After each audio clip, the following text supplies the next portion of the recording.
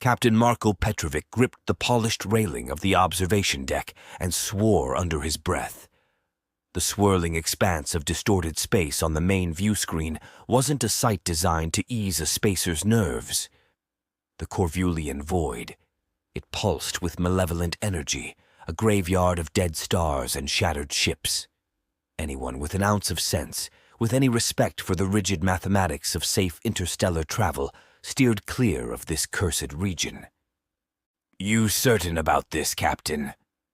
His chief navigator, Lieutenant Soraya, sounded more dubious than usual.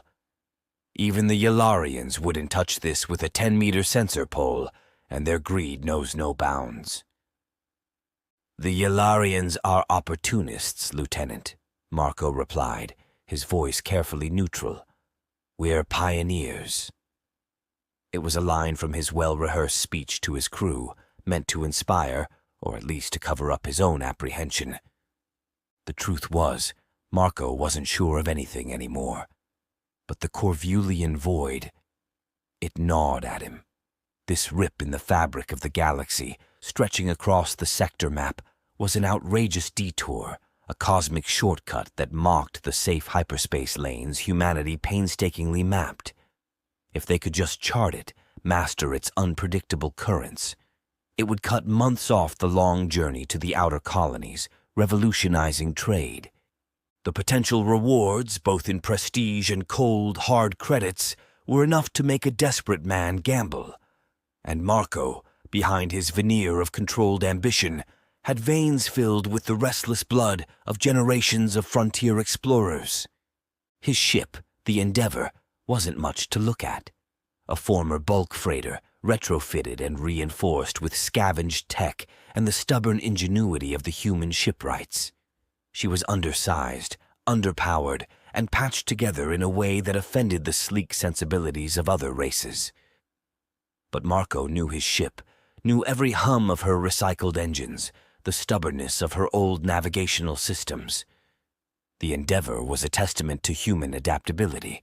She might not be pretty, but she was tough.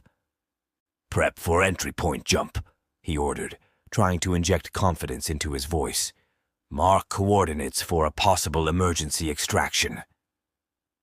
Soraya's hands danced over her console, a mix of fear and excitement in her eyes. The rest of his bridge crew were a hand-picked blend of seasoned spacers, too jaded for conventional fear, and young recruits eager to either make their name or get themselves killed. Human crews often had that volatile mix of experience and recklessness, a reflection of humanity's short but turbulent rise in the galactic community. "Jump coordinates set," Soraya reported. "Though, Captain, I have to say, if there's an emergency extraction, we'll be lucky to end up anywhere resembling charted space." "Duly noted, Lieutenant," Marko replied. He paused, then added, "For the record, I have every faith in your calculations." The lie hung briefly in the air. Everyone aboard the Endeavor knew the Korvulian Void was a plunge into the unknown. The jump was a nauseating twist of reality, the familiar patterns of hyperspace dissolving into a sickening swirl of colors that shouldn't exist. When the stars resolved again, Marko felt not relief, but the sharp spike of adrenaline mixed with primal dread. They were in. The Korvulian Void lived up to its reputation. The very fabric of space seemed warped, stars shimmering in and out of existence as if reality itself couldn't hold its shape here. Gravity was a fickle thing, their instruments spasming with unreliable readings one moment, then falling deathly silent the next. "Readings are gibberish, sir," their sensor tech, a young man named Tam, called out, his voice pitched high. "It's like the laws of physics took a vacation." "Focus, Ensign," Marko barked, keeping his own voice steady with an effort. "Isolate fluctuations, magnetic anomalies, anything that resembles a pattern." The next few hours passed in a blur of tension and frantic analysis. The Endeavor crept through the void, its progress agonizingly slow. Marko refused to risk another hyperspace jump within the unpredictable depths of the anomaly, opting for sublight speeds that made him grit his teeth in frustration. Days stretched out. There was no night or day in the void, just the haunting, ever-shifting shimmer of tormented stars. The crew of the Endeavor grew more subdued. Despite their bravado, the unnatural atmosphere, the constant instrument malfunctions, and the whispers of ghost stories about the lost ships were wearing on their nerves.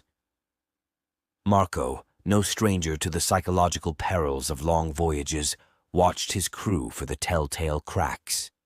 "Captain," Soraya's voice cut through his thoughts, a welcome anchor amidst the unsettling strangeness. "Getting some consistent energy readings. Looks like gravitational eddies of some sort, recurring in a pattern." Marko hurried to her station. The display flickered wildly, but overlaid on the chaos was a faint trace of pulsing energy spikes. "A pattern," he echoed, hope igniting in his chest. "We might have ourselves a current." The pursuit of the energy readings became a lifeline for the Endeavor. Tam, the young sensor tech, found an odd rhythm in the fluctuations, a sort of maddening cosmic waltz.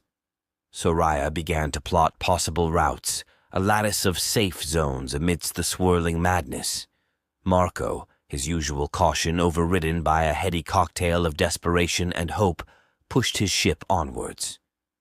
Their first encounter with the Void's true dangers was almost anticlimactic.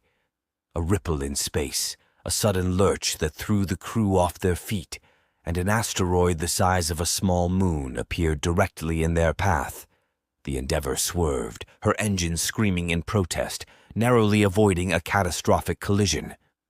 "What in the seven hells was that?" Marko roared, more shaken than he cared to admit.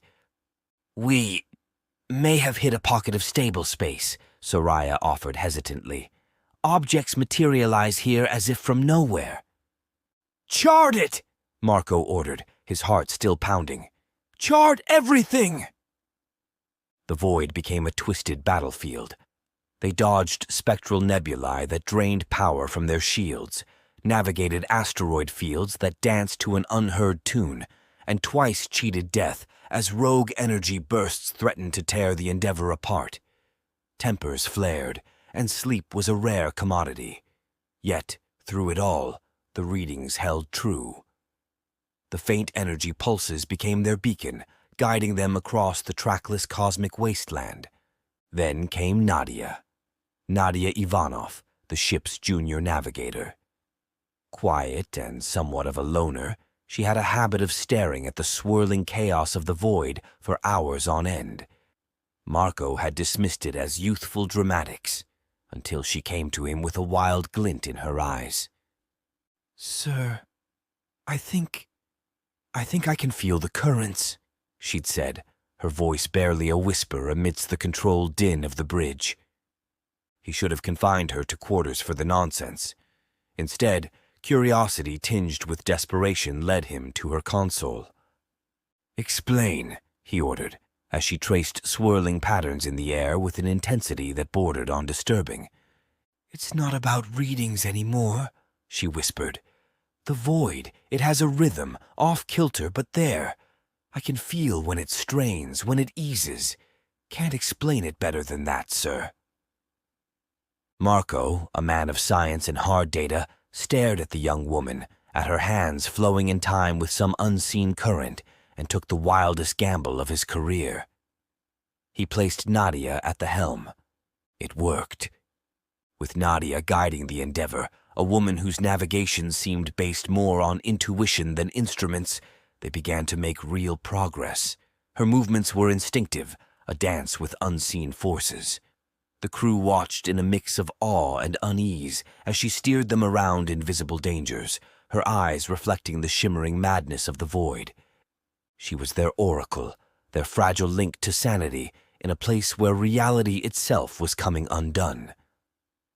Marko began charting Nadia's erratic course, her commands often no more than sharp intakes of breath or subtle shifts in her posture. With Soraya's help, They superimposed those instinctive movements onto the swirling chaos of their sensor readings. A pattern began to emerge. It defied all logic, a sinuous path winding through the ever-shifting stars, skirting gravitational maelstroms and skirting energy bursts. Nadia tired quickly, the effort of attuning herself to the void's discordant energy draining, but she was unerringly accurate. The day they made it through, Marko barely allowed himself to breathe a sigh of relief. They'd emerged on the other side of the Korvulian Void, battered and scarred, but whole. Their sensors picked up the familiar signatures of charted space, and a ragged cheer echoed through the scarred hull of the Endeavour. They had done it. They had charted a path through the impossible. The celebrations were muted by sheer exhaustion, but Marko allowed them their moment. He pulled Nadia aside later, once the adrenaline had ebbed and a bone-deep weariness took its place. "How did you—" he started, but found himself without words to adequately express his disbelief. Nadia simply shrugged, her eyes still distant. "Sometimes," she said, her voice soft, "you gotta let go of all that safe stuff. Get a bit lost to find your way." The news of their feat spread like wildfire through the galactic channels. The Korvulian Void, bane of explorers and opportunistic scavengers alike, had been conquered. It was humanity's triumph, messy, achieved not through technological superiority, but through a strange mix of desperation, stubborn ingenuity, and a touch of what some might call madness. Marko Petrovic became a legend, the man who sailed the unsailable sea. But more importantly, the charts they had made at so great a cost opened a new era. The Void, while still treacherous, became a navigable shortcut. It slashed transport times, revitalized trade routes, and made possible deeper exploratory missions.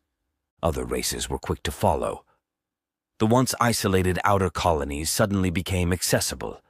Sleek Valorian warships, bristling with advanced sensor technology, meticulously traced every gravitational anomaly in an effort to replicate humanity's reckless success. The Yularians, their greed overcoming their usual caution, began plotting routes optimized for profit rather than safety. Yet, it was always the human ships that were most at home in the Void. Their vessels were still patched together, their technology often outdated, but their crews carried inside them the memory of Nadia's wild dance at the helm. They were the ones most willing to listen for the Void's twisted rhythm, to let go of rigid controls and embrace the strange, unsettling currents as their guide. Marko led many more expeditions through the Void. He never fully understood it, the unnatural forces that writhed within. But he learned to respect its terrible beauty, to navigate the boundary between calculated risk and the instinctive leaps of faith that had made him, and to a certain extent, the whole of humanity, explorers of the true unknown.